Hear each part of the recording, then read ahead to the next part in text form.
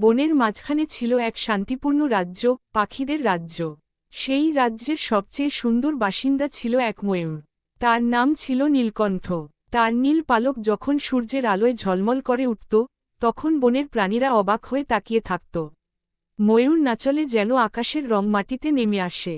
কিন্তু নীলকণ্ঠের একটি সমস্যা ছিল, সে অহংকারে ভরা। সে ভাবত, পৃথিবীতে তার মতো সুন্দর কেউ নেই। একদিন সকালে বনের সব প্রাণী জড়ো হল একটি প্রতিযোগিতার জন্য। প্রতিযোগিতার নাম ছিল সেরা প্রতিভাবান পাখি। সবাই উত্তেজিত হয়ে প্রস্তুতি নিচ্ছিল। কেউ গান গাইছে, কেউ উড়ছে, কেউ সুর তুলছে। নীলকণ্ঠ অহংকার ভরে বলল, আমি শুধু দাঁড়িয়েই থাকব, তাতেই প্রথম হব, কারণ আমি সবচেয়ে সুন্দর। কিন্তু তার বন্ধু কোকিল বলল, সৌন্দর্য ভালো, কিন্তু প্রতিভা আরও বড়। নীলকণ্ঠ হাসল, দেখো, আমার পালকের ঝিলিকেই বিচারকরা থামাতে পারবে না।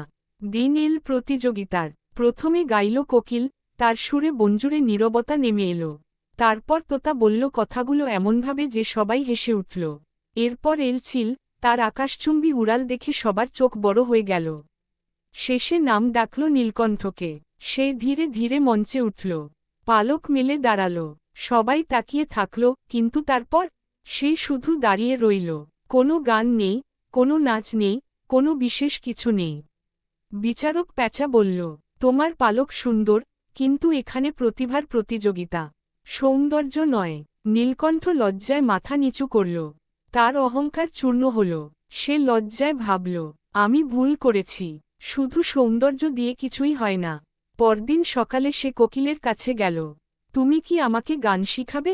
কোকিল মুচকি হেসে বলল, অবশ্যই। শেখার ইচ্ছাই আসল প্রতিভা। দিন গড়াল, মাস পার হল।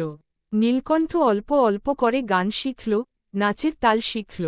এবার তার সৌন্দর্যের সঙ্গে যুক্ত হল পরিশ্রম ও শেখার চেষ্টা। পরের বছর আবার প্রতিযোগিতা হল।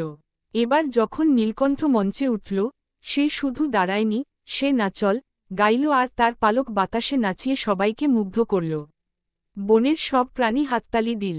বিচারক বলল, আজ তুমি শুধু সুন্দর নও, তুমি যজ্ঞ, তুমি পরিশ্রমী, আর তুমি প্রতিভাবান।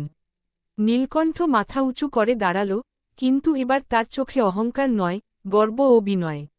সেদিন থেকে নীলকণ্ঠ শুধু বনের সবচেয়ে সুন্দর পাখি নয়, সে ছিল সবার প্রিয়, বিনয়ী এবং প্রতিভাবান ময়ূর।